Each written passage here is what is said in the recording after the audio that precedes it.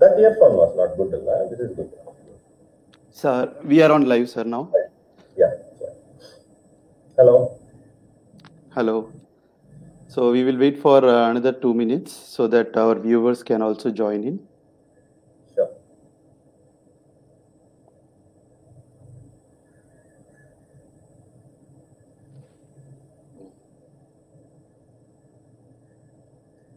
How is Pondicherry, sir? How is the weather there?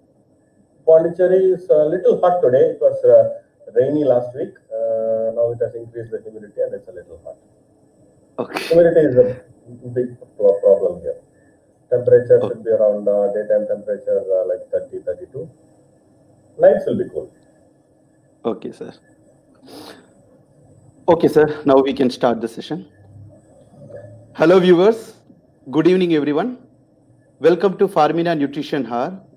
Today we are going to talk on the myths and facts of puppy nutrition. I am Dr. Anish Pillai, Vet Manager for Farmina Pet Foods, and with me today our expert is Dr. K. Prasanna. Dr. Prasanna, he is a graduate from Pondicherry Veterinary College. He finished his graduation in 2002, and immediately after his graduation, he started his private practice. He established Pet Veterinary Hospital in Pondicherry, which is the first veterinary health center in Pondicherry. In 2011, he completed his diploma on emergency and critical care from Madras Veterinary College. He is also a member of many prestigious affiliations like Small Animal Practitioners of Chennai and Federation of Small Animal Practitioners Association of India. He is also a proud pet parent for 7 pets, of which 6 pets are rescued and adopted. Out of the 6 pets, 5 pets are dogs and 1 pet is a cat. It's a honor, sir, that you have accepted our invitation and you are here for the live session. Welcome, sir. Thank you, Dr. Anish. Yeah. So before going to the session, sir, I just wanted to ask your experience. I know that you are involved into so many animal welfare activities. You are into feeding stray pets in and around Pondicherry. What is your experience? Can you please share your experience about your pets, your life with pets? Especially, it's a great thing that a veterinarian adopting 6 pets. I personally know a pet which is also deaf. I think it's a Dalmatian, right, sir? So can you please give your tell your experience on your pets? As with everybody, we had our own fascination with purebred dogs in the early stages of life, and then now it's more of a thing that we have gotten over. And then once we started having this conversation with a lot of people involved with animal welfare activities, we realized the importance of adoptions and taking care of strays and getting involved in the welfare of the stray animals also, because there are a lot of opportunities for owned animal with a home, for getting proper care. But the stray animals, they need somebody. They need some sort of organization or some help. So that is where I thought maybe I can do my bit there. So we started doing very, very small roles in helping the animals in Pondicherry. And this Dalmatian, the deaf Dalmatian, was, it was just loitering around the road when I was taking my Labrador out for a walk. So I called the dog and it came to me. It just came to me. It had a chain around its neck, and so after reaching home, it was eating for a few days, very fine. It was very happy. But then I didn't realize that the dog was deaf, because there was no obvious signs for the dog to show when we are calling it. Obviously, it was not responding. But then after a couple of days, there was a guy who was, near my house, who used to visit my house daily, more, like once or twice in a week. So he saw this dog and he immediately said that he knows the owner of this dog. And he said he will try and contact him. Maybe this dog has run away from house. Then he tried contacting the owner and he found out that the dog has been intentionally abandoned because it was deaf. Then only we realized that the dog was deaf. So the problem with this dog is we have a unique problem with this dog. This dog will be sleeping in one corner. It will be sleeping. So the rest of the pack. Now I have 5 more dogs. So the rest of the pack suddenly, if they are in its fight zone, the closest the 3 zones of response for an animal in distress. Suddenly, if it gets panicked, it will bite. Oh. Because it doesn't know you are standing near it, especially when you're sleeping. You are not supposed to disturb it immediately. So that was a very bad time for me. Even one time it had bit my daughter also.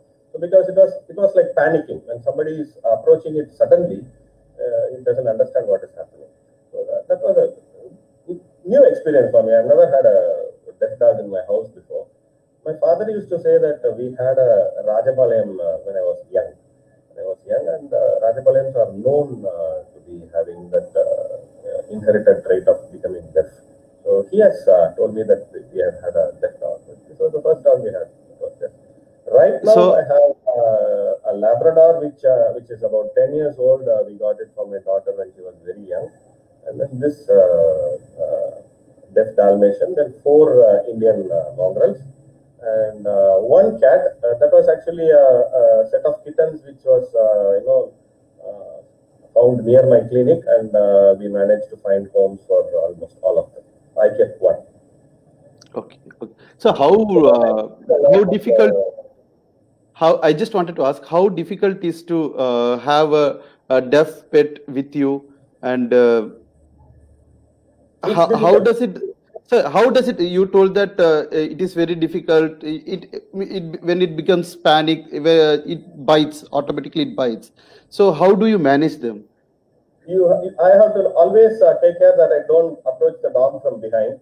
So I make sure that the dog always looks at me, and in its eyesight, line of sight, And then we don't take out the dog. My other dogs, 4 of my dogs, my house, we have a sort of a blind alley. So there's not much traffic. So early in the morning, around 5:30, 6 o'clock in the morning, I take my dogs out for a short walk without a leash. Okay. So this particular dog we cannot take out, because if it goes out, we cannot call it back. We cannot give vocal commands for it to come back to us. So that dog keeps just walking. It just keeps walking, and many times it has just walked out onto the main road. So we don't take it out without a leash. And that dog is a little difficult with the other pets. It keeps aloof. It doesn't. It has not made any friends with the other 5. So this dog really keeps aloof, and it is very friendly with my son and myself. My daughter also is okay with this dog, but my son handles this dog in a much more confident manner than my daughter. It's okay with me. Okay. And we always have 5, 6 dogs outside the house, which they come for food, and then they stay around. And right now I have 3 dogs which are very special, because they follow my son around whenever he goes out. Wherever he goes cycling in the morning, he goes out for tuition lessons, and then sometimes he goes out for buying something for his mom. These 3 dogs, they always go behind him. So right now the thing is, I feel pretty secure when these are following. And there's 1 dog in that pack which doesn't allow anybody near my son. If a scooter passes nearby, he immediately alerts him. It's a little different experience now. Initially, when I came to this house, I've been living in this house for almost 28 years now, 22 years. So initially, when I came to this house, there were a lot of stray dogs around. So we managed to neuter a few of them, because only a few can be approached. We need to touch them to catch them. So slowly we managed to neuter them, and slowly we have reduced the population. But still there are a lot of dogs around. Okay, sir. It's wonderful. It's wonderful to share your experience. So before going to the topic, sir, we are going to be to talk about puppy nutrition. Nutrition itself is a very debatable topic, because everyone have their own views. Few believe that raw feeding is good. Few believe that home food is best. Few believe that pet foods are best. So nutrition, I just wanted to ask you, as an expert, what is your view on complete and balanced diet, and what should be a goal for a pet parent when they think about nutrition? The nutritive goal for any pet parent should be getting their pet a completely holistic or a completely balanced diet. That should be their goal. It should not be something to do with tasty food or the puppy being happy about it. So the value or importance that we fix for that particular thing should be lesser. Unlike humans, where we have more importance of flavor, for taste, for so many things, animals basically need a lot of care, especially in their young stage, for providing the right nutrition because they grow fast. They grow very fast, and probably nutrition is the only thing in our arsenal which can actually prevent a lot of problems. We don't have control over other things. We don't have control over our environment. We don't have control over, say, for example, parasites. We don't have control over infections. But nutrition is something which is in our hands. So I have realized that it makes a big difference. Even with my own animals over the last few years, I have realized that nutrition is very important if we are to have a healthy dog, live a healthy life, and probably have a very good senior life also, and have a dignified senior life, and then have a good passing away. So my experience with the right diet has been, even experimenting from a lot of things. My outlook with the type of foods to be given to our dogs has actually changed quite a lot. Now I believe that for the common pet owner, for the regular pet owner, it is pretty difficult to balance the food that they are giving their puppies through home food. And by this raw food, biologically appropriate raw food, may not suit puppies. I'm very careful in that statement because it might suit adults, but there will be certain problems associated with that. And if the owner is willing to accept those problems, then maybe the adult dogs can be had on that. But remember, pet animals which are purely indoors, which are 100% in a very small environment, which don't have access to large spaces of running around, they will definitely benefit from a compounded animal food. So already we are receiving a lot of questions for you, sir. So I will start with the question. So I have a question from Dr. Verma. So he has asked Dr. Prasanna ji how to identify a deaf dog. Sometimes they respond to your actions. So, and second, he has also added Dr. Anish. This is Dr. Satish Verma, Dr. Pradeep Rana's bacha. So he has asked how to identify a deaf dog. Deaf dog in the puppyhood, it will be very difficult. I think they have some standards set for declaring a dog to be deaf. I'm not very sure about the correct age to declare a dog deaf, but it's this dog was easy, and with most of the dogs that I have diagnosed as deaf, it was the owner who gave us the information. We generally don't get that many deaf dogs in my practice, and wherever the dog has been brought to me, the owner's concern was, sir, please check whether this is deaf. So then we find out if there is a response to sound, if there is a response to vocal sounds, then we drop something on the floor when the dog is not looking. Then maybe some clapping around. I don't know. We have to try to gain the attraction of the dog by not being in its eyesight. We have to be away from the dog's eyesight, maybe standing behind the dog. And then we should be careful about, if you're dropping something on the floor also, the dog will feel the vibrations on the floor. It might respond to that also. So it's usually something that should not make that much of a vibration.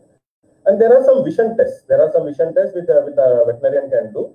And now we have veterinarians specializing in ophthalmology also. There are certified ophthalmologists who will do a better job in doing the vision test. And same way, I think a veterinarian can have some audio visual tests to find out if the dog has the auditory response. Okay. But I have not really diagnosed any dog to be deaf. This was the only personal experience I shared. I have diagnosed maybe 4-5 dogs in my practice in the last 15-20 years, and all those things were brought to the notice by the owner. So we did some basic tests and found out to be deaf. So now we are getting few interesting questions also. A biggest doubt among the pet parents. This question is written by Mr. Sharma. So he has asked, can we give milk to my 7 months old golden retriever? So in India, every pet parent believes that milk is safe for pets. So and that's why Mr. Sharma has also asked you, what can he give milk to his 7 month old golden retriever? As an expert, what is your opinion on this? Milk cannot be denied to be a good nutritional source for animals and people. But what happens is we should not rely on milk to be a major source of nutrition for your puppy. Milk has very limited value in providing nutrition for growing puppies, especially newborn puppies. Till they are about, I think, about 4 to 6 months old. They need more iron and more copper than the average human baby. Okay, so even with human babies, the present consensus with pediatricians is avoid cow's milk for a particular period of time. I think they are asking them to avoid till 10 years now. I think when my pediatrician told me, now there are some people who say at least till 1 year, don't give cow's milk. And human babies, they advise exclusive mother milk feeding for 6 months. Okay, and we don't even give our puppies and kittens a chance to get milk for more than maybe 2.5, 3 weeks. I see a lot of people getting puppies at 20 days. So that nutrition which is supposed to come, the milk that is supposed to come for them, is denied for them.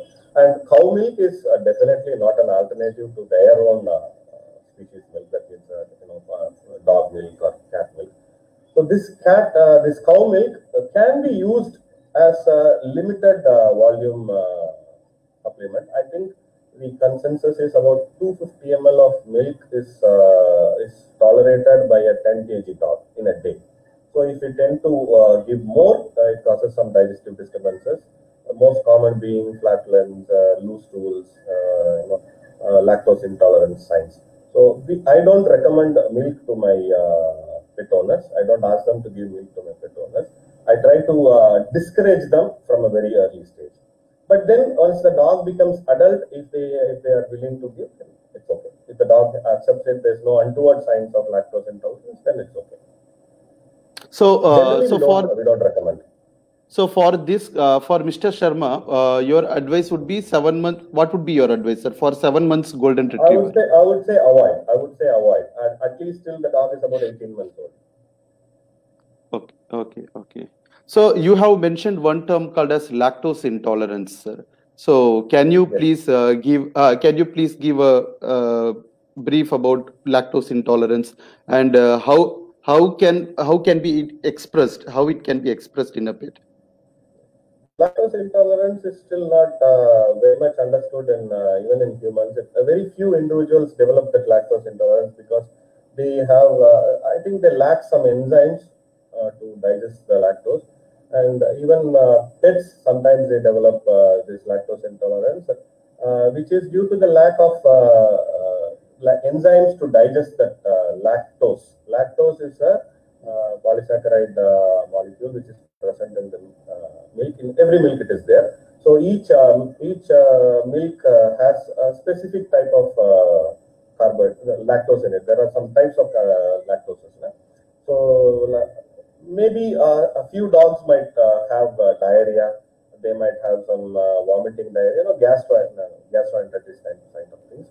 And then you can diagnose it with your puppies with the history. Generally, it is you can find it out with the history. When the owner brings it, when the pet parents brings the puppy to us, they would generally say that this dog is having diarrhea or loose stools for the last 2 days, and we ask them what new has been done, what has been given.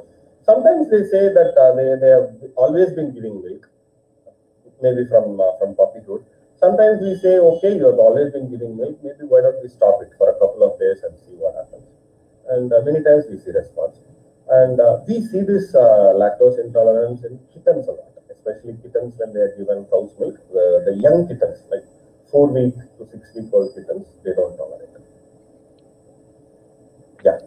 Sir, actually, in my experience, while speaking with many of the pet parents, so whenever they speak about loose stools, or when they talk about stomach upset, and when we try to collect the history of feeding, most of the time they skip milk. They think that milk is normal, and that's why they always skip. They will say that milk to we give milk every day, so that is not very important. So they will try to mention about the chicken or mutton or the pet food which they are giving, but they will try. They will never. Most of the time, people avoid people avoid saying milk, or they avoid saying the treats which they are giving to their pets. Milk and milk-based products are a very important part of our diet. Indian diet has a big role. The milk and milk products has a big role in our diets, and the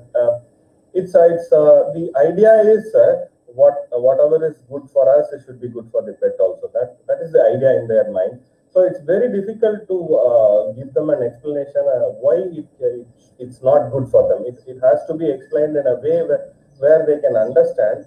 I have my ways of convincing them when they are coming with their puppy. It's easier to convince people who are a little open, who can understand. Okay, there is something new with the information that is being given. But when people they don't really want to know what is going on, they always come to us for problem solving. And when there's a problem solving consultation, then it's okay. You can find out what is going wrong. But the role of a veterinarian in discussing the right food for the puppy or kitten is very important. And if we can succeed in convincing them that puppies and kittens actually are different from humans, that itself is a big victory. So yes, that is where we fail. And this milk feeding is considered to be, I think it's a universal thing. Everywhere they do that. And to some amount they do tolerate, some amount of milk. Most of the animals do tolerate, but when people tend to overdo it, then there starts a problem. So I find it easier to ask people what all they are giving, and then they will tell. Okay, if you ask them what diet they are giving, milk will not be a part of the diet. So yes, I ask them what all you give, what all has been given in the last 3 days. And then they tell, okay, milk is there, curd is there. So it's very difficult because they don't have the right information. That's the thing. So we have another question. This is from Mrs. Shield. So she's asking, rice or chapatis, which is good for dogs? Okay. This is again a common question which comes to every Indian pet parent's mind. Okay. So now, the reason why this comes to mind is because one is we eat it, so it should be good. Second is it's very convenient for us to give. And third most important thing is they love it. Okay. You try giving a chapati to a dog, I don't think it will say no. They like it. You try giving rice with milk and a little bit of dal or a little bit of ghee, they love it. They don't say no. They don't refuse it. Unlike we have a discussion about the palatability of commercial foods, this question does come up. Okay, so the thing is, dogs are considered to be still a little consensus is not there. They are considered to be carnivores by majority people, but then omnivorous diet also does suit them. And dogs can be had as vegetarians if you use the right combination of ingredients and nutrients, but they are terribly dependent on protein for their metabolism. Okay, so protein is the most important thing for their life. So they require about for humans, my thing is what I say is you require a minimum of 15% protein in your diet as an adult to stay healthy. Sorry, maximum of 15% protein is allowed for a human being. Maximum 15. Okay. Beyond that, you need carbohydrates and very little fat because our metabolism is different. And dogs actually, they require a minimum of 18% for their good metabolism. They do require a little bit of carbohydrates, and dogs have very little enzymes. They have 80% lesser enzymes to digest carbohydrates. It's not, we can't deny that they will not digest those carbohydrates. They have 80% lesser enzymes in their system. And the third most important thing is majority of the digestion of these carbohydrates, where rice and chapati comes, for humans, it starts in the mouth. When we chew our food, our salivary enzymes play a role in initiating the digestion of the rice and chapatis. Now, this is not possible in animals. So they have to rely upon the whole digestion should be done in their stomach. When that happens, the pancreatic enzymes have to be more. So if you start giving more of these things, more of rice and chapati and less of protein, then obviously your digestive system is going to be under little stress. So my suggestion to pet owners is, if you can reduce the quantity, of rice and chapatis, it is good. And if your dog is having a very sedentary lifestyle, if it is a completely indoor dog where there is no expending of energy for the dog, then it is ideal to avoid carbohydrates. Completely avoid rice and chapati. For an active dog, a dog in a farm, for a dog that is running about 10-15 kilometers in a day, like we used to have our village dogs, then it doesn't matter. They can expend this carbohydrate. Now, excess carbohydrate will be stored as body fat in carnivores. Everybody knows that. So it's usually the carbohydrate which is not being used by our system, which gets converted to fat in carnivores. So they will become fat.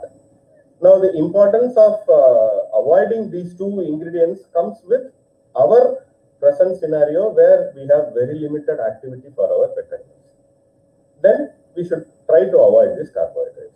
Otherwise, for an active dog, it's fine, you can give. But don't see, the problem is when a professional says that you can do this, it's okay to do this, what people do is they overdo it. They feed 3 times a day. And 3 meals of chapati and rice it's not very harmful.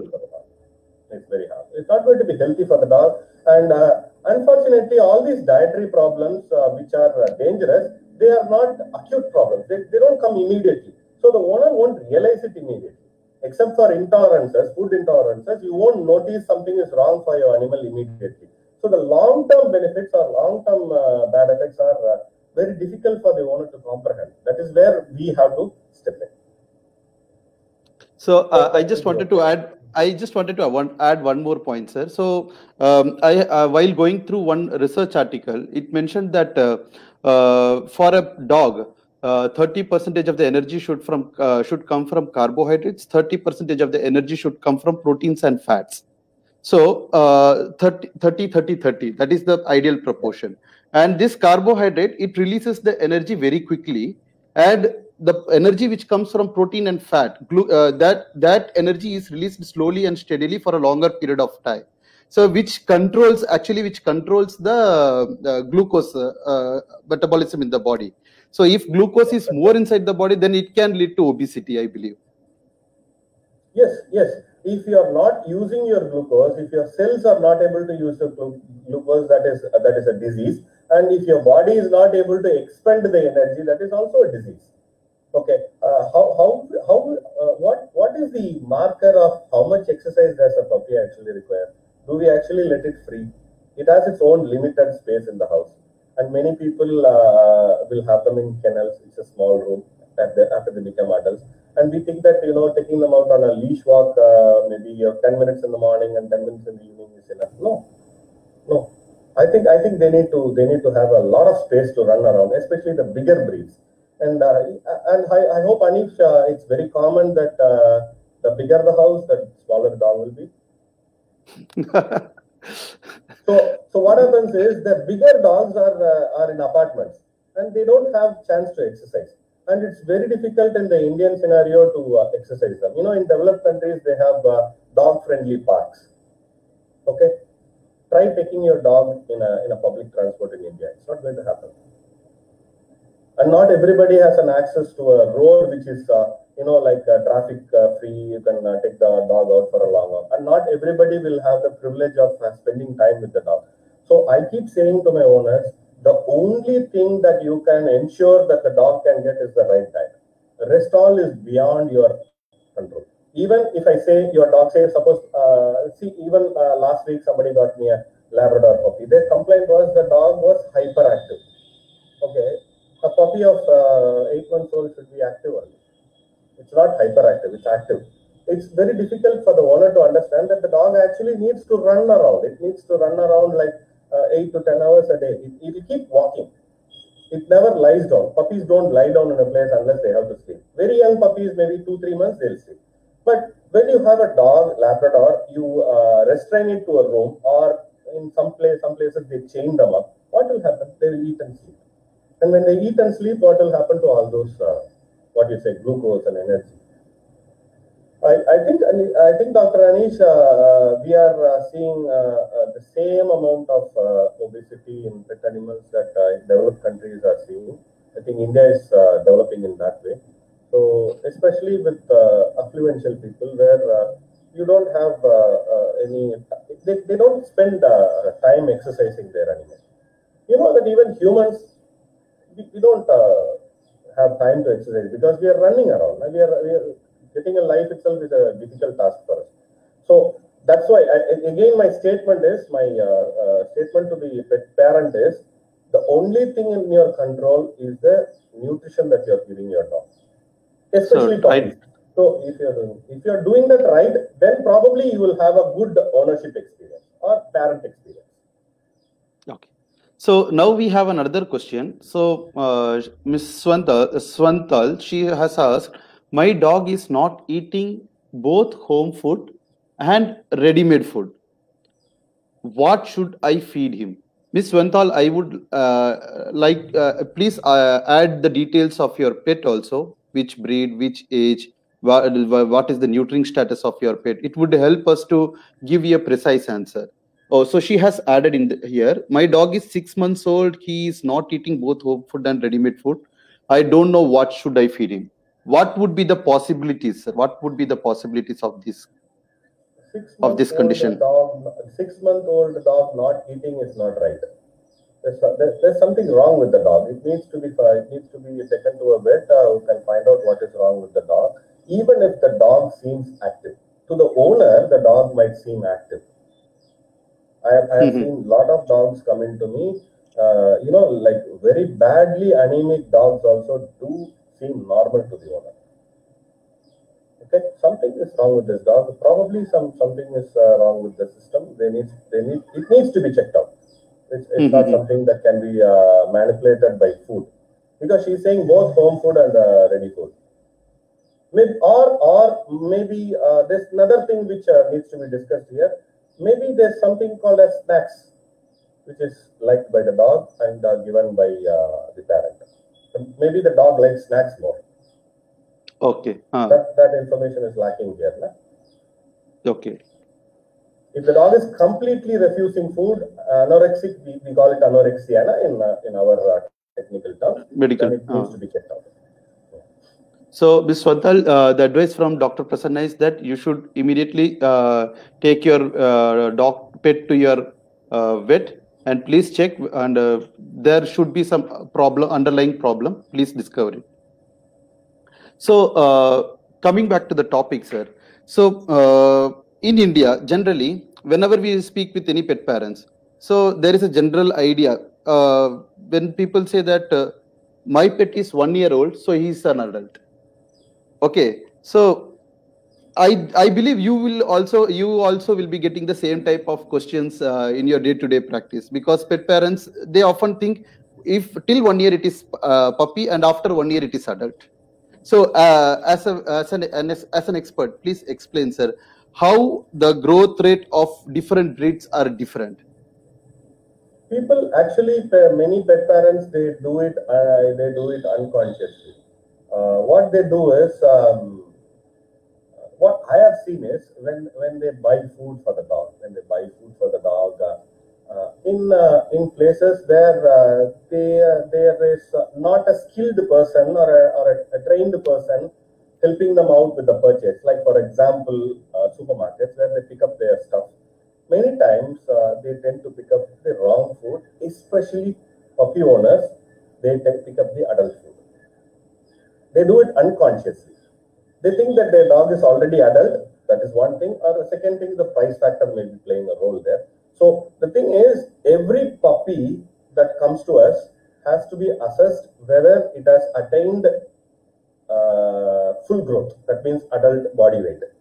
Okay. So adult body weight is different. That the time taken to reach adult body weight is different across breeds. That is a known fact, and it should be told to the owner very early by the veterinarian. What I generally do is, I generally tell people is when they come for their wellness consult, when they come for the first visit, we tell them that okay, your puppy should be on a puppy diet for this many number of months. For example, if it is a pup, I generally recommend up to 10 months as puppy. Okay, I tell them 10 months to 12 months, you give them puppy food, then you can give them adult food. If it's a bigger breed, a Labrador or a Golden Retriever or a German Shepherd, we recommend up to 18 months. Then Great Danes and Rottweilers, still bigger dogs, it will be up to 2 years. And we tell them the reason behind this also. The reason behind this is the dog might be big. The dog might look as if it has become an adult, but the skeletal maturity, and there's another confusion now. Sometimes what happens is dogs will attain puberty much earlier. Like for example, pugs, they will attain puberty by the time they are 6 months, sometimes 8 months. Okay, so people assume that they have reached adulthood. It is a difficult situation to actually for the owner. How will they understand that it is still not adult? So we have to tell them that the skeletal maturity is it will take some time. Another thing is the nutritive requirements of an adult is very, very less when compared to a puppy. So whatever adult food they are giving, it's going to be lesser nutritious than a puppy food. So at the time when the puppy is still not an adult, if you are going to give them lesser nutrition, it is going to be detrimental. It's not going to be good for the animal, especially when you are looking at dogs that are being used, that should be used for breeding purposes, or when the owner is having a time with big breeds, where you have all these developmental abnormalities stepping in. So I always tell these owners there's a difference in growth because their body's growth chart, that is what we call the growth chart. The amount of time taken to reach adult body weight is different. There's people can access it online also. It's called the puppy growth chart. Across different sizes of breeds, it is different. Okay. Now the confusion is, what do we call our Indian dogs? Are they big breeds? Or are they small breeds? Are they medium-sized breeds? Okay. So I would safely say that they are medium-sized dogs because they are between 10 and 20 kilos. Usually they are between 10 and 20 kilos. So with these people who are adopting homeless puppies, you have to tell them that they are medium dogs. They can eat anything, but they are still puppies till they are about 1 year. So it's like a very simple thumb rule is smaller puppies become adults faster. That means smaller breeds. That is the thumb rule. The larger your breed, the longer it will take for it to reach adult body. So now we have a question from Mr. Mali. He is asking, sir, which is the best starter food for Siberian Husky puppies? Is it NND starter food or Farmina Vetlife growth? See, the age of the puppy is important there, right? Yes. Yeah, if they are young puppies, if they're like 2 months, 3 months, then growth is not the right. So I will just add on to the question, sir. Till what age you should feed a starter diet, and what are the things which a pet parent should keep in their mind while feeding a starter diet? Yeah, starter diet is a diet which is given immediately after weaning the puppy. That means when you have taken the puppy away from the mother. And many people think that in nature the mother only gives them milk.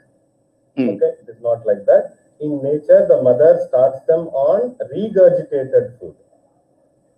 Okay, the mother regurgitates the food and gives it to the puppies. So puppies can eat semi-solid food as early as 3 weeks. Okay, so these starter cans are a very ideal food for 4-week, 3 to 4 week old puppy, and you can give them starter food till about say for a small breed, I would say about 2 months of age. For bigger breeds, 3 months of age. After the changeover to the 3rd month in bigger breeds, you can put them on puppy food. Starter food is not necessary beyond a particular time. It's a very short period in their life. And you know, most of the starter foods will be highly palatable. It will be highly rehydratable. It will be smaller in size. You can soak it in water and use. And unlike what many breeders are propagating now, it has been happening in the last few years now. Do not put your dry kibble, starter kibble into a mixie and blend it with water. It's not necessary. Most of the dog starter foods which are available in the market are easily rehydratable. You can put it in water, it will become soft. Then you can mash it up and give. I recommend starter food for at least till the puppy is at least 2 months old. For any breed. Yeah. So, and sir, I just wanted to add, Farmina has the NND lamb and blueberry pumpkin wet food in the starter category. So it is a wet food. The first time in any pet food company has introduced the wet food starter, and it is very suitable for till the primary teeth erupts. So until 30 to 45 days old. For a 35 to 45 days old puppy, it is unideal. But they can obviously give from 3 weeks to 3 months of age. Yeah, I am very happy with this product since I got it a couple of years back. And this, I use it in puppies exclusively. Nowadays, the need of this particular canned starter diet is increasing because people are buying puppies at 3 weeks old. Yes. Okay. Sir, so the earlier you have your puppy, the problem with giving the right diet comes. That is the problem. And VetLife Growth also is a suitable product for all the puppies. It can be given to all puppies till it attains adulthood. So, and in case of there are many puppies where the growth disorders are seen. In those cases, also VetLife Growth has shown immense results. It is also a high energy, high protein, high fat diet.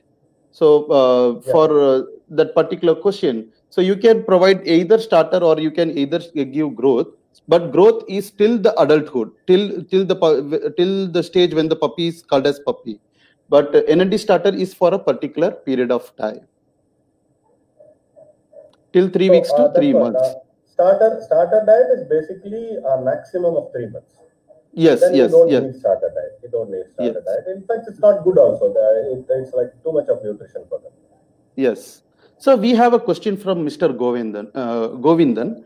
Hi docs, can you suggest me the number of feeds to my 100 days old beagle babies? Can I feed them curd? And another important question among the pet parents, curd, feeding curd. Curds as a dietary source of protein is still a myth for me. I have not had any serious positive responses from scientific research. So I still reserve my judgment on that.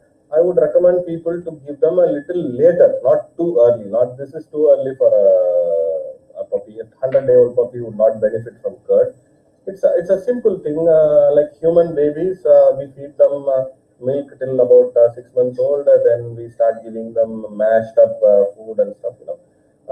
Likewise, I would recommend puppies getting exclusive nutrition with a properly formulated diet, and all these additions of human friendly products, whatever we are keeping, can be done at a later stage.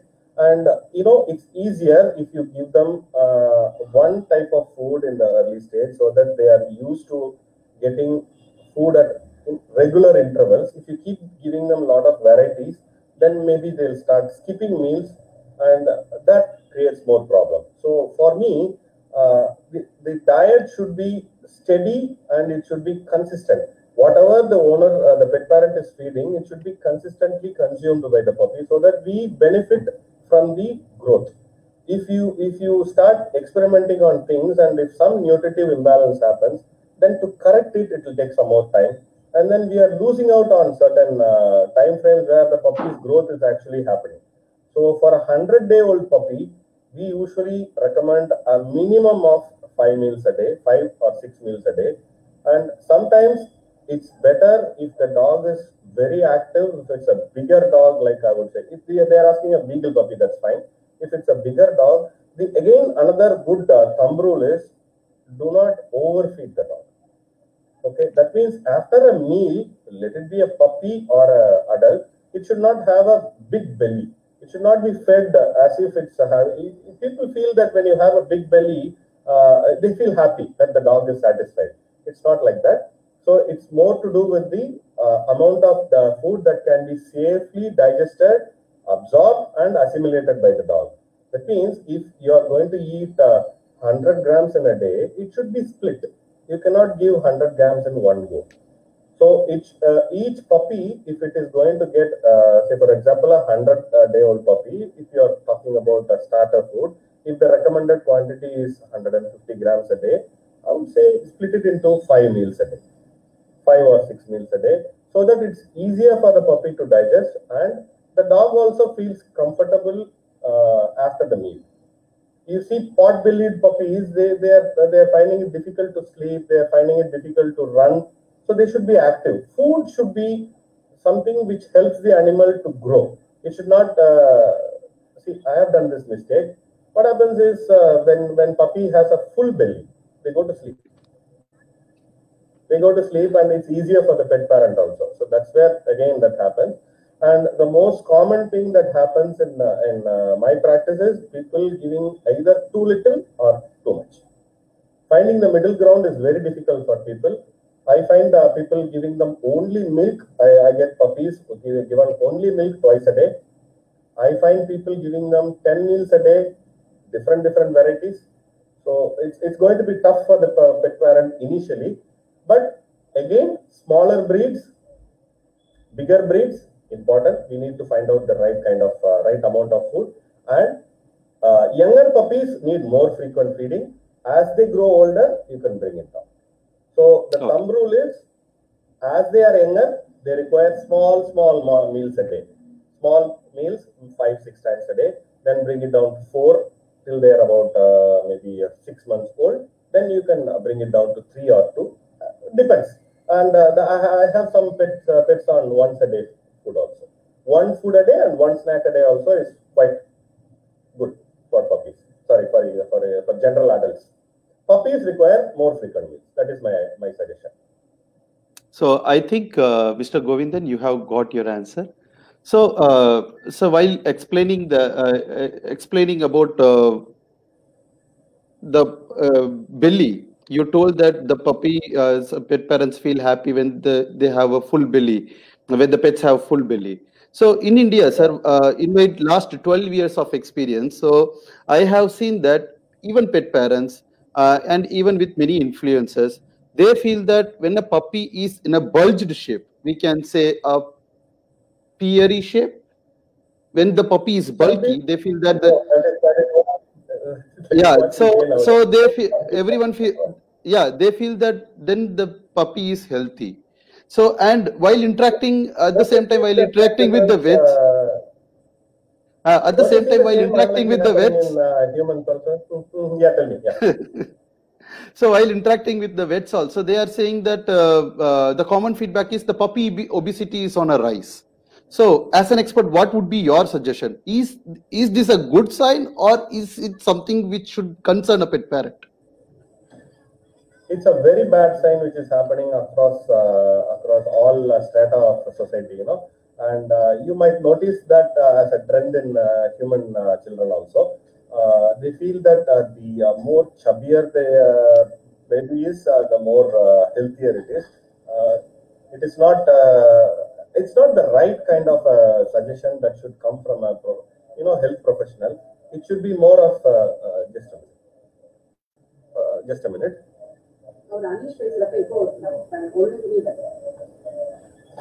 So what happens is you need to tell people that puppies can always gain weight, okay?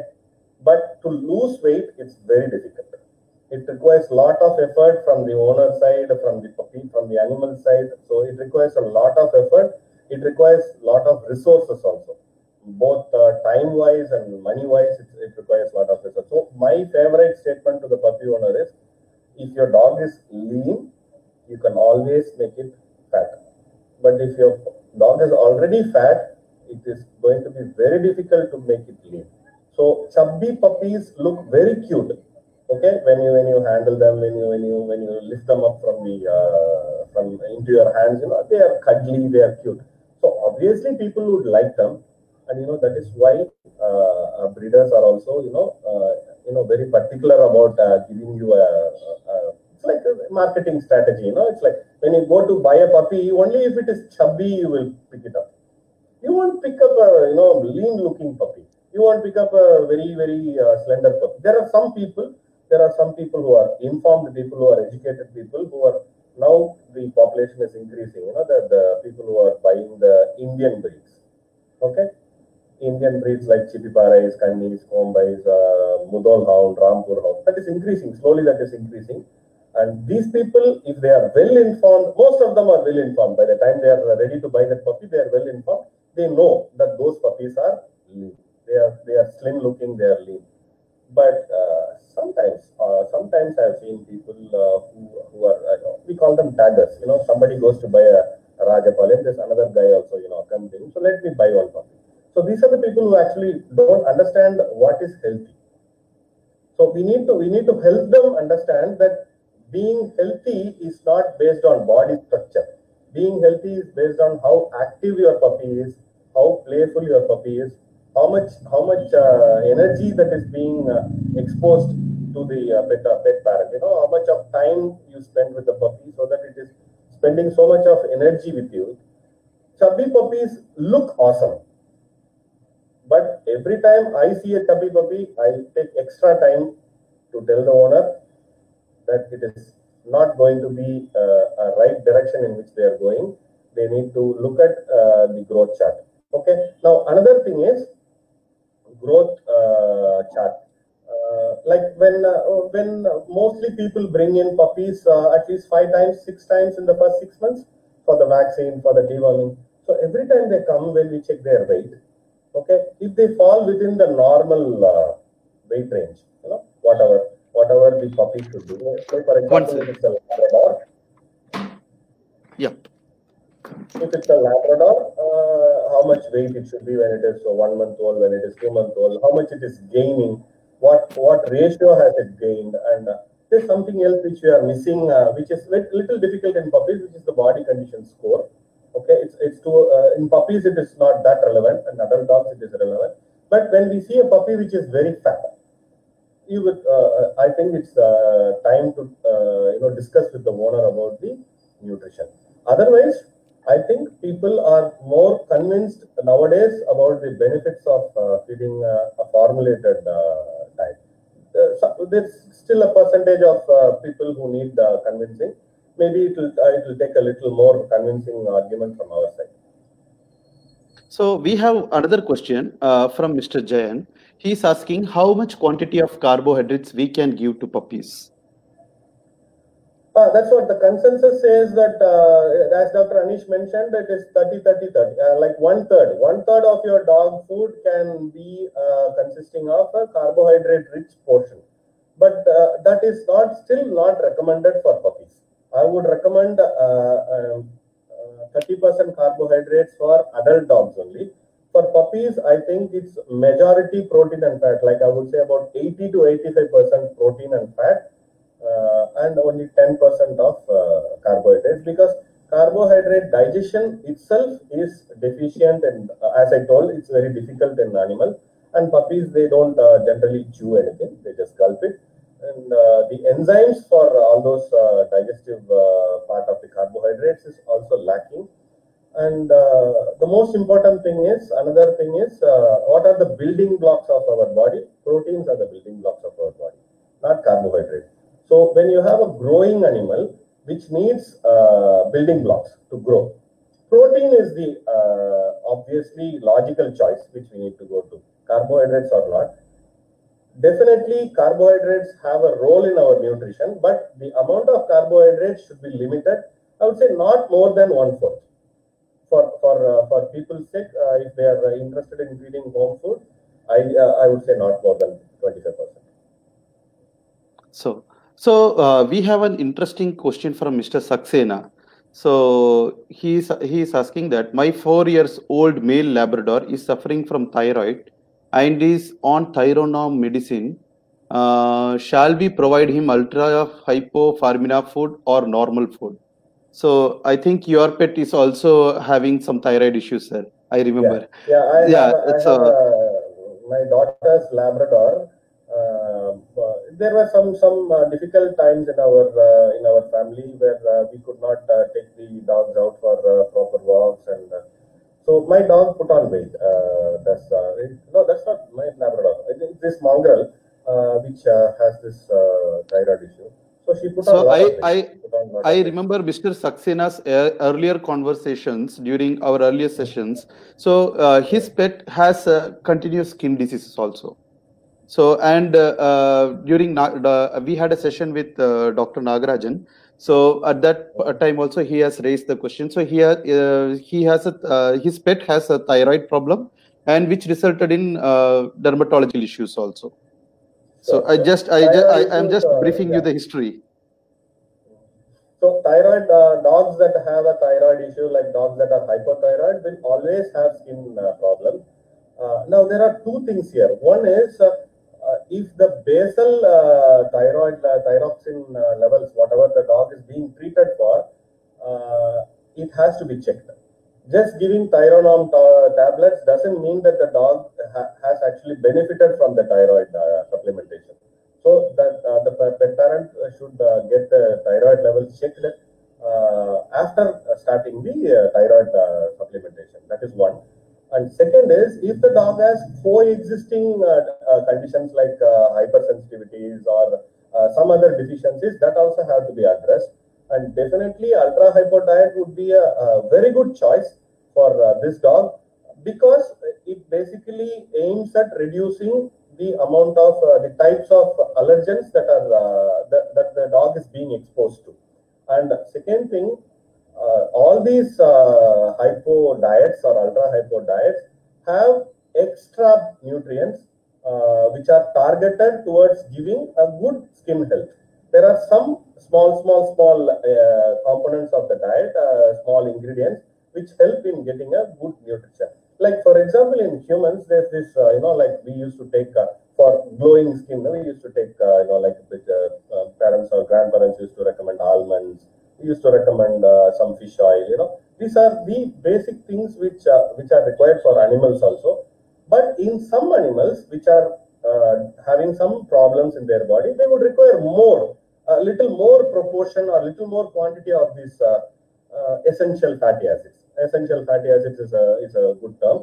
So this particular diets which are aimed at treating skin sensitivities or hypersensitivities, they are having all those benefits also. So if this pet parent is interested in giving his dog ultra hypo diet, it's a very good choice. But at the same time, he has to check the efficacy of the thyroid supplementation, because many times they might need a little more dose. Many times they might need to work on other things also.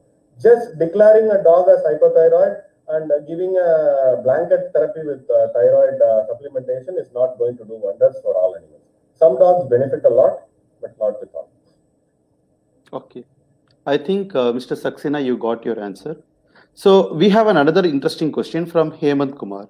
So he's asking, hi dogs, I am feeding my husky NND pumpkin lamb and blueberry since he was 2 months old, and he is 8 months old now, and the growth is perfectly fine. His current diet is morning and evening NND, and in lunch and dinner curd rice with boiled egg. Am I following a good diet for him? Because he is not eating 4 times NND as a meal. Okay. Now, I think Mr. Hemant has to understand that growth is perfectly fine is a catchy statement. We'll have to find out whether this dog has reached adult body weight. Okay, that is our first question. If a husky has to reach about maybe about 18-20 kilos, I think it's an ideal body weight for a husky, and the BCS. But by 8 to 10 months of old, we can say if the BCS is fine. And another thing is skeletal growth. If the body, sir, can you explain? You told the term BCS. Yeah, body condition score is something like body mass index that is being used for humans. Okay, BMI is a standard for determining how healthy we are.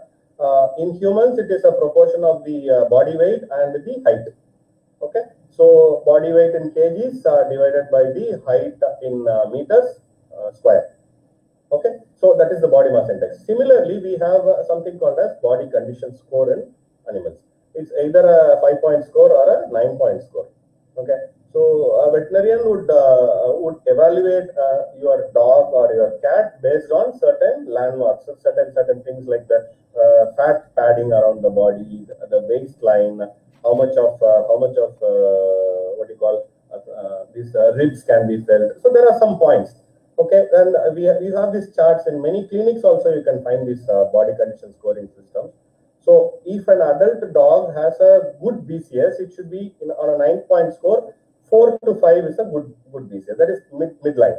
Okay, 3 means it is poor, and above 5 means it is becoming overweight and obese. So if this dog, if Mr. Hemant's Siberian Husky says it is growing well and it has reached adult body weight, then I think he should stick on to twice a day dog food is fine. And if I don't understand the need for this curd rice with boiled egg, I think it's more of a parent's satisfaction need rather than the dog's need. So if the dog is happy without that particular curd rice and boiled egg, if the dog is doing well, then I would avoid it. But human satisfaction is something which needs to be handled. Veterinarians have to deal with that also. The pet parent's happiness also is important. If it is my dog, I will not. Okay. If it is my dog, I would not give curd rice with boiled egg at this stage. If it is my dog, I would wait till about 1.5 years for a husky, 1.5 years. Then give them the occasional meats, occasional like chicken or mutton or whatever, and I would avoid rice completely. Maybe occasional, again occasional, once a month. But what I have noticed is, and another easy way of finding out whether your dog is having a good digestion, whatever you're feeding, whatever the puppy is eating or the dog is eating, how do we know whether this immediately, this is immediate, you can know immediately whether this is suiting your dog, whether this is, the digestibility is good. It is based on the fecal condition, fecal scores. Okay, we ask the owners how much time the dog does potty, what is the condition of the potty, and we can derive some information from that. And I would say most of the dogs that are on this carbohydrate-rich diet and milk diet, they would always have a poor fecal score.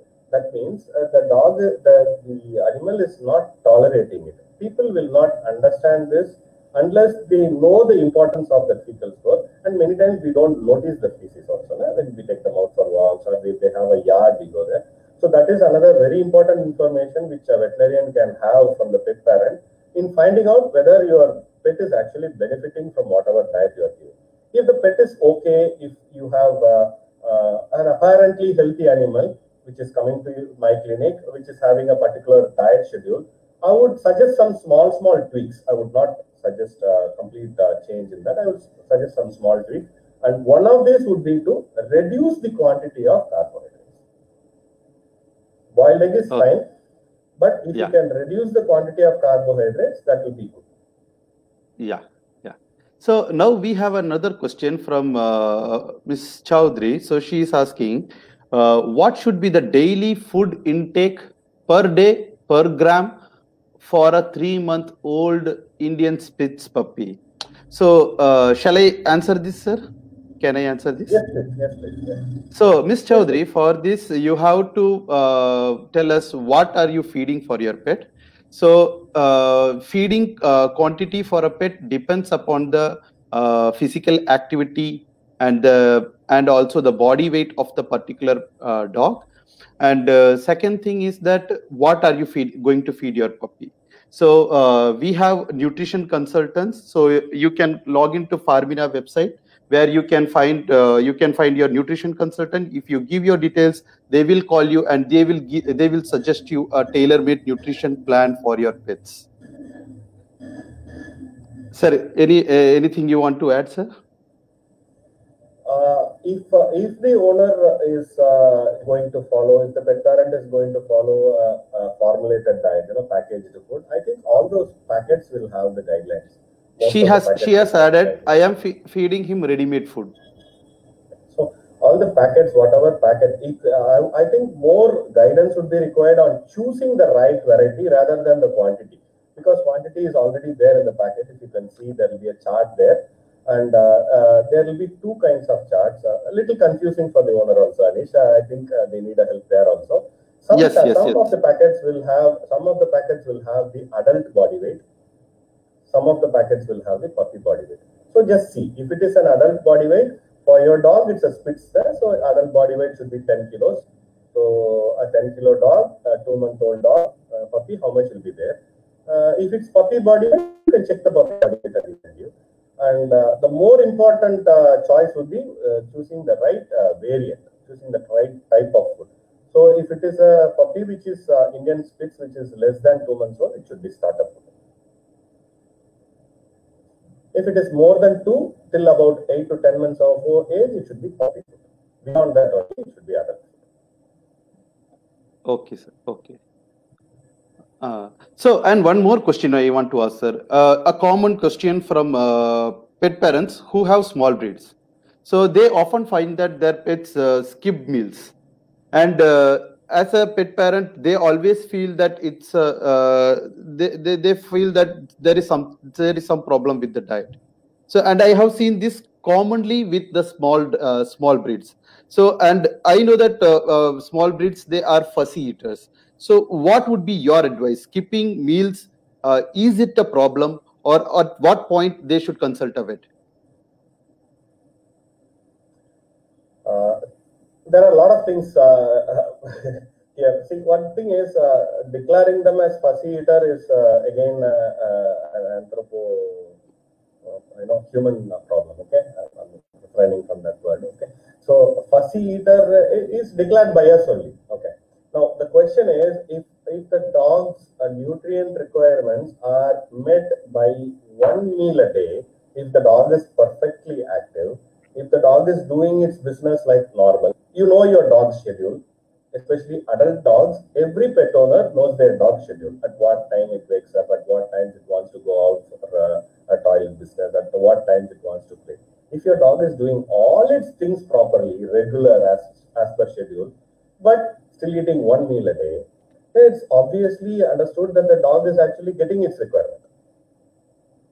Okay, if your dog is not doing well, if your dog is not feeling well, if you feel that the dog is losing weight, if your dog is dull, then the owner will be, obviously the pet parent would be concerned. Now, I have seen more pet parents being concerned about the dog not eating rather than the dog being active. I have seen that a lot, especially with the small breeds. And it's usually the small breed pet parents who actually hand feed the dogs. Okay, they feed them like children. I have seen the dogs sitting on their laps and then they open their mouth nicely, they feed them. Okay, now the problem is, as you asked me, if the dog is not eating, if it is skipping meal, now my question is the dog eating 3 square meals a day, every day? Now that is not going to happen. No small breed will eat 3 square meals a day like a human being does. Okay, if it's a 5-6 kg small breed, it would require very small portion to remain healthy as a maintenance diet. So if you are giving something, say for example, one piece of chicken to a Spitz, that's its whole meal for the day. So I don't think it will eat the meal in the night. I don't think it will eat a bowl of dog food in the afternoon. So whatever nutritive requirement that the dog is requiring, it is got from that small meal of food. Now, after that, when the owner wants to, when the pet parent wants to give them food in the afternoon, it will obviously not eat. So the question there is, first is what type of diet we are giving. Okay, if it is skipping meals, what it is skipping? What does it actually skip? Does it skip something that the owner, the pet parent wants the dog to eat, or the dog is usually eating it and skipping it? Now, these two things should be answered by the pet parent. Most of the small dogs will do very well with 2 meals a day. But do we do that? If we don't give them the third meal, we feel so guilty. So that is where they say skipping the meal. Skipping the meal is not the dog's idea. Skipping the meal is our idea. So the idea is to get them to understand if the dog is perfectly fine, if it is doing its regular schedule, then this skipping the meal is perfectly fine. So, but my personal observation is with small dogs. We had a small dog in our household some time back.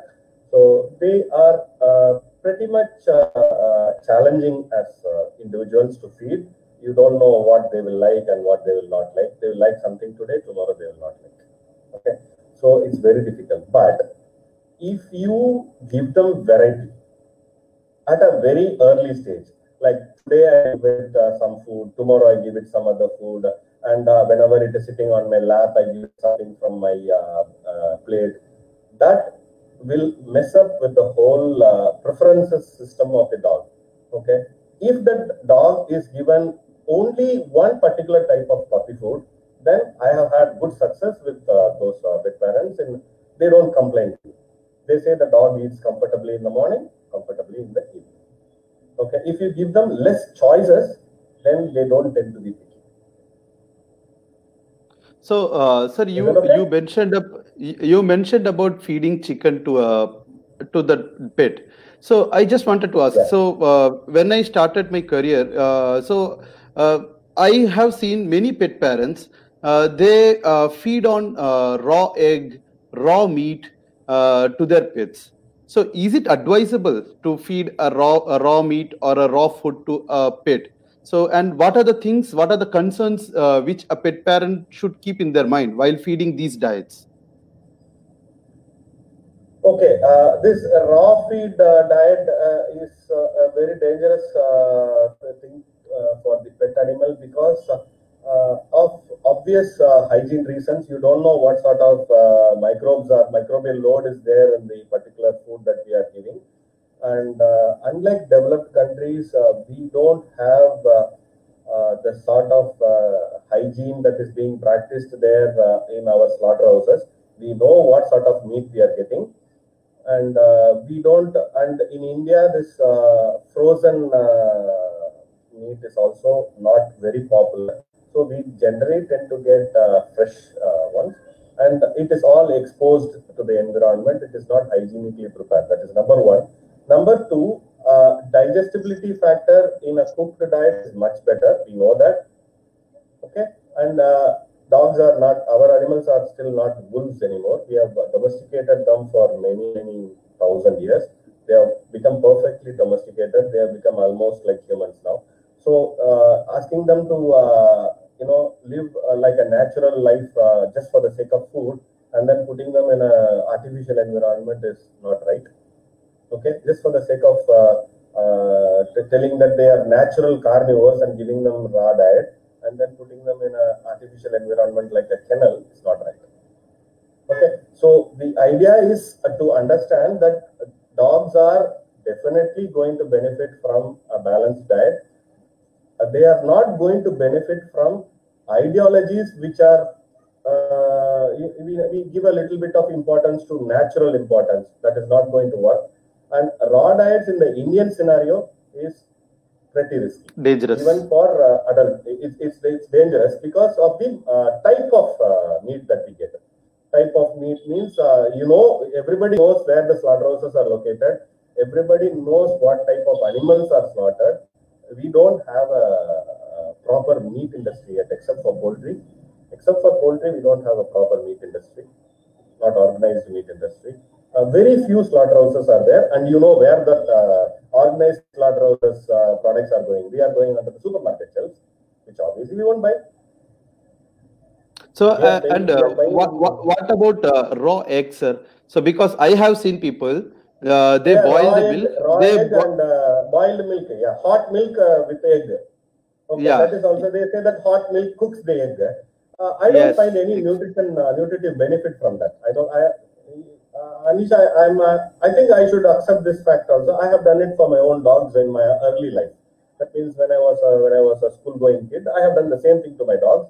But I have not seen any big difference with the dogs that are the diet that I'm giving to my puppies right now. In fact, I find it easier to give them easier and more happier to give them this compounded food and avoiding all those things.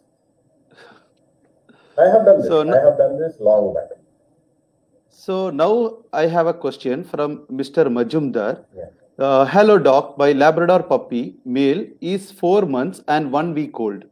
I feed him 4 times a day with lamb and blueberry variants, NND lamb and blueberry variant of Farmina for medium and maxi puppies. His weight is over 15 kgs, and when I weighed him last, my questions are, so he has 3 choices. Is it right choice of food for my puppy? Second, can I give him a mix of home food and Farmina, or only Farmina? Third, do I need to give him a supplement of calcium and multivitamin additionally? A very important and a very good question from Mr. Majumdar. So this is a common question among all pet parents. If we have seen that if a pet parent has a giant or a large breed, they often tend to give multivitamins, especially calcium supplements. And if the pet is a hairy breed, they often tend to give multivitamins for a longer period of time. So what is your advice on this, sir? Okay, my suggestion for Mr. Majumdar right now would be to avoid home food. That is my suggestion. So if he is avoiding home food, means he is going to keep the dog on a completely commercial diet. That means he's going to give Farmina, lamb and blueberry for at least, I would say, till the dog is about Labrador 1.5 years. Okay, so now if that is going to happen, then giving calcium and multivitamins is actually detrimental. It's going to cause more harm than good. Okay, calcium supplements in general for large breed dogs is considered to be bad. There used to be a time when veterinarians themselves, we recommended calcium supplements in fast-growing dogs.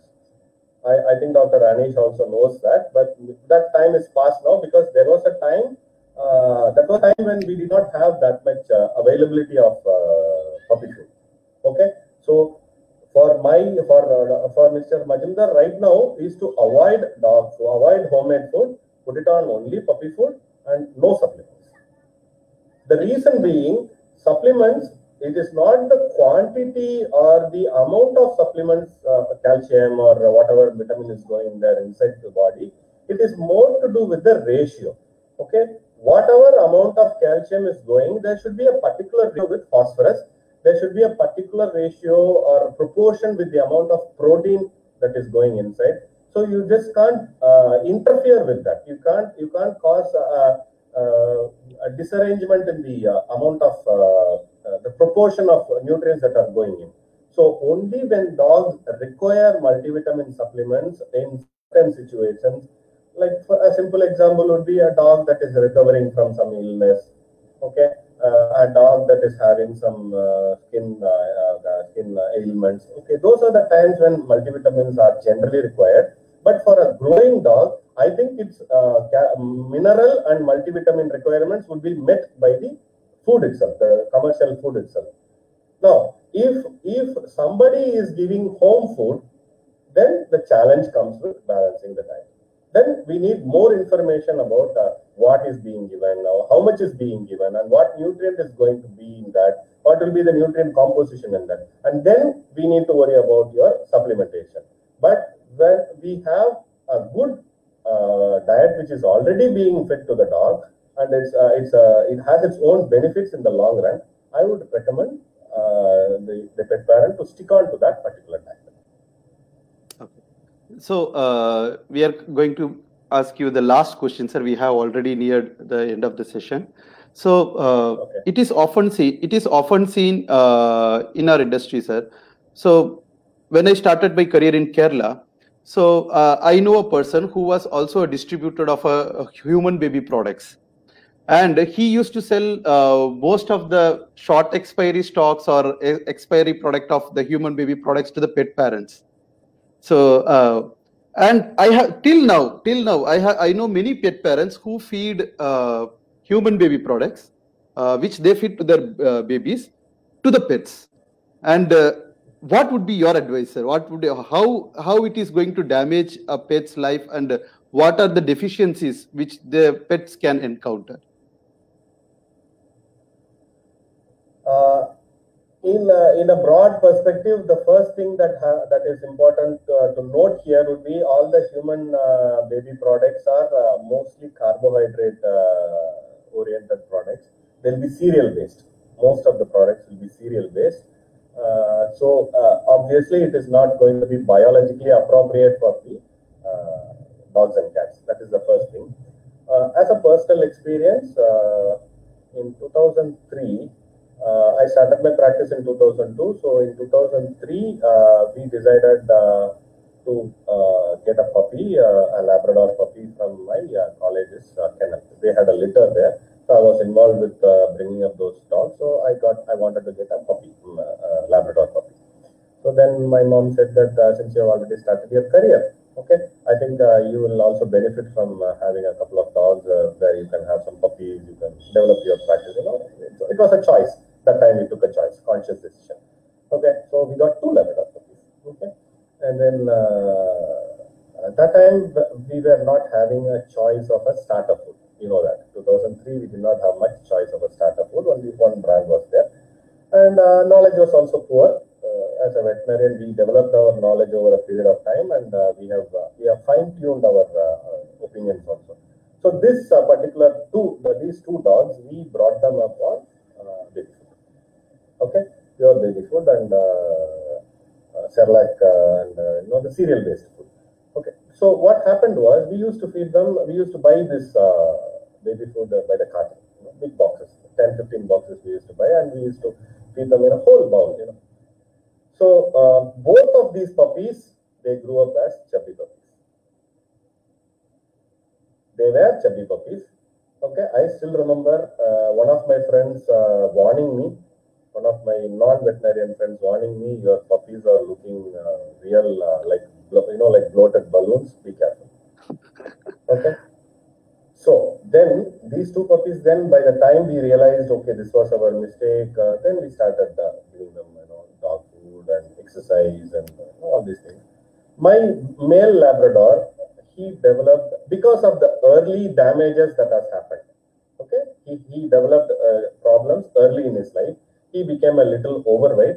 Okay, so he developed problems very early in his life. Like for example, he developed a joint disease. He developed arthritis by the time he was 8 years old. Okay, so this dog had all problems related to diet by the time he was 10 years old.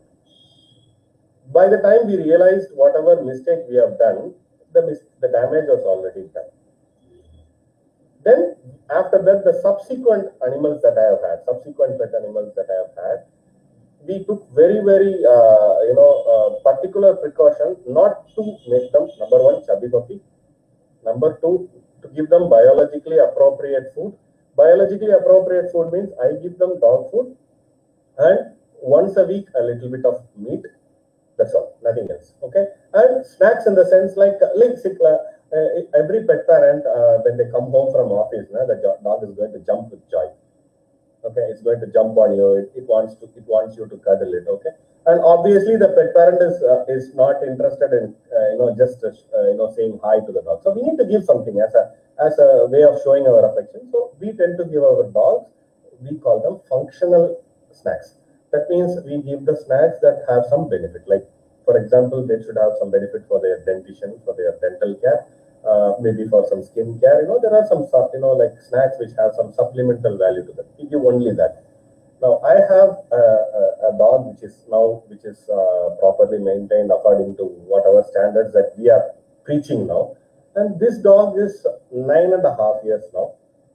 Okay, it's still happily running about. A Labrador, again a Labrador. It's still happily running about. It can do anything that it was doing 5 years ago. Okay, it can walk with me for maybe 5 kilometers in the morning. It can now it has slowed down. The speed has slowed down because of age, but it can still walk. I remember that Labrador which developed the arthritis, he found it difficult to walk 200 meters. Okay, so I don't want any pet parent to go through the same heartbreak that I had with my own dogs. The message, the take-home message I want to tell pet parents is, again, the only thing in your control is the food that you give the animal. The rest all is not in your control. You don't know what disease the dog is going to get. You don't know what infection it is going to pick up. You don't know what sort of a problem you are going to, take the dog to the veterinarian for. But the only thing that is in your control is what your dog eats, both food and snacks. Snacks also is important, Dr. Anish, here, because this consensus or the statistics what we are getting now is people are getting equal amount of snacks now for their pets, just like humans, So that is also important. So whatever goes in plays a role in deciding the overall health of the dog as well as the long-term benefits, especially with big dogs. Small dogs, it's okay. Small dogs, you can make some mistakes and you can correct it. But with bigger dogs, if they develop, especially with puppy nutrition, if they develop some skeletal abnormalities, some like weight-related illnesses, it is going to be little trouble. And there are some difficult situations which will come to pet parents also. Like for example, if your dog becomes diabetic, okay? And if you are required to give twice a day injections to the dog, okay, it's very difficult for the pet parent to digest that fact and consistently do that. Okay, for a technical person, it's okay. For a professional, it's okay. I can understand. My dog needs twice a day medication. So again, it's so much of heartache for the pet parent, so much of trouble for the animal. You can't travel, you can't leave your dog in the care of somebody else. So I want the pet ownership experience to be a pleasant experience or a pleasurable experience for the pet owner. It should not become a headache later on in life. So that is why I am saying that puppies, at least puppies, we should take care that their nutrition is more balanced in all nutrient levels, and it should have lesser of carbohydrates, more of protein. That is my take-home message today. Thank you, sir. Thank you for your thank you for sharing your experience. So you not only have spoken as a veterinarian, you have also spoken as a pet parent, and you have shared all your experience which you had till now. I would like to thank all the viewers also for participating in this live session and to asking your questions to our expert. We will catch you once again next week with another interesting topic. Till that time, I would say good night and bye from Dr. Anish and Dr. Prasanna. Bye, sir. Thank you very much. Thank you very much, viewers, for your participation today. It was a really nice experience, Dr. Anish, chatting with you. Thank you. Thank you. Thank you, sir. Bye. Good night. Good night.